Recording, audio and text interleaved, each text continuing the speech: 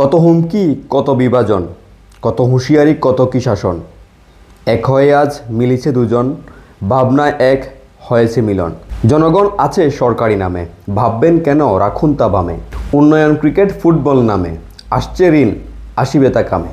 নতুন স্ক্রিপ্ট করিবে তা শোধন, ঋণী বা হোক, আসিবে উন্নয়ন। ধীরে ধীরে তা করিব পরিশোধ, হাজার হাজার কোটি, তাই আমরা একজোট। আসসালামু আলাইকুম সবাইকে, আশা করি সবাই ভালো আছেন। ভালো না থাকারও কথা, ভালো থাকারও কথা, তবে চন্দে চন্দে কিছু কথা বলে দিয়েছি, সেগুলোর মন্দ, তবে কারণটা কি সেগুলো বলা উচিত। বাংলাদেশের দুটি সর্বোচ্চ ক্রীড়া সংস্থা ক্রিকেট এবং ফুটবল দুটি কিন্তু বিগত অনেক বছর ধরে ছিল দুর্নীতিগ্রস্ত হয়ে। যদি ক্রিকেটের কথা বলতে যাই, বিসিবি খেলোয়াড়দের পারফরমেন্সের কারণে অসংখ্য স্পন্সর ছিল, কোটি কোটি টাকা ছিল, সেখানে কোটি কোটি টাকা লুটপাট হবার পরও কিন্তু সেগুলো সামনে আসেনি, কারণ হাজার কোটি টাকা বিসিবির ফিক্সড ডিপোজিট ছিল, সেগুলো কিন্তু সংবাদ মাধ্যমে খুব স্পষ্টভাবে বলা হতো।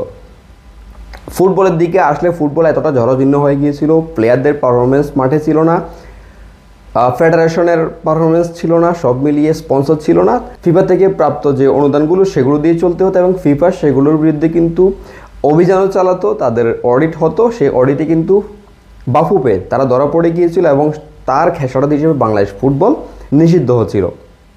তবে সেগুলো তখন স্পষ্ট ছিল, তখন নিষেধাজ্ঞা বাংলাদেশ ফুটবল পেয়েছে, সেগুলো সম্পর্কে আমরা জানি। তবে আজকে থলের বিড়াল বেরোলো বিসিবিতে আজকে দুদক অভিযান চালিয়েছে। তারা অসংখ্য বিসিবির আগের কমিটির যে অনিয়ম দুর্নীতি সেগুলো কিন্তু বের করে নিয়ে এসেছে। তখনও কিন্তু আমরা বলেছিলাম, এই যে ছন্দগুলো বলেছি সেগুলো আমি আজকে থেকে 3 বছর আগে ফেসবুকে লিখেছিলাম, কারণ বিসিবি বাফুফে তাদের ভিতরে যে থলের বিড়ালগুলো, তাদের ভিতরে যে দুর্নীতিগুলো সেগুলো নিয়ে আমরা তখনও কথা বলেছি, তখনও অ্যাকাউন্টেবিলিটি নিয়ে কথা বলেছি। 9,000 কোটি টাকা হোক, 1,000 কোটি টাকা হোক বা 900 কোটি টাকা হোক, সেগুলো নিয়ে কথা বলেছি, কারণ টাকাগুলো যেহেতু এসেছে সেগুলো বিসিবির সম্পদ। বিসিবি কোনো ব্যক্তি মালিকানাধীন নয়, সেটি সরাসরি সরকারি প্রতিষ্ঠান না হলেও বাংলাদেশের প্রত্যেকটি মানুষের আবেগ, প্রত্যেকটি মানুষের ভালোবাসা সেখানে রয়েছে।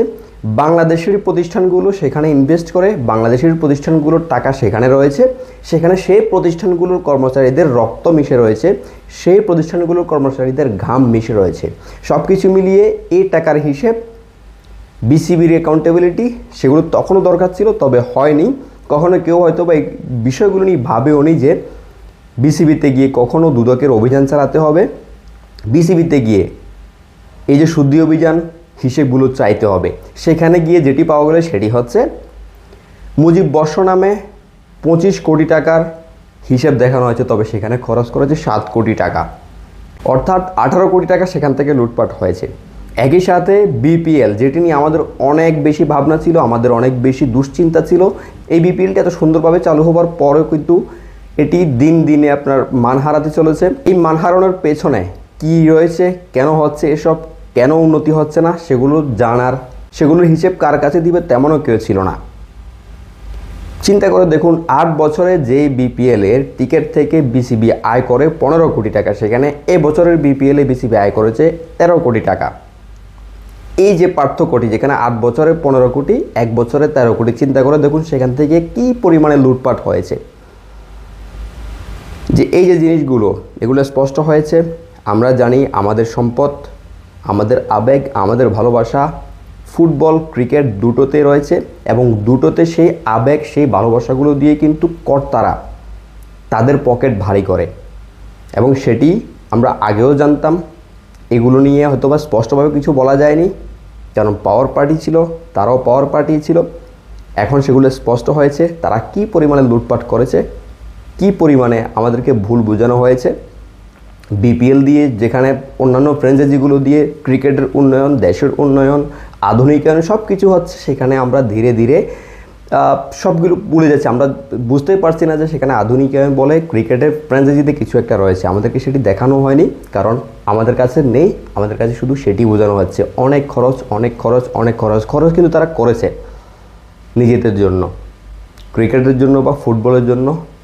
শুধু এখানে নয়, তবে ক্রিকেটটা একটি জায়গায় বেঁচে গিয়েছে, সেটি প্রথমে বলেছিলাম আমাদের প্লেয়ারদের পারফরমেন্সের কারণে।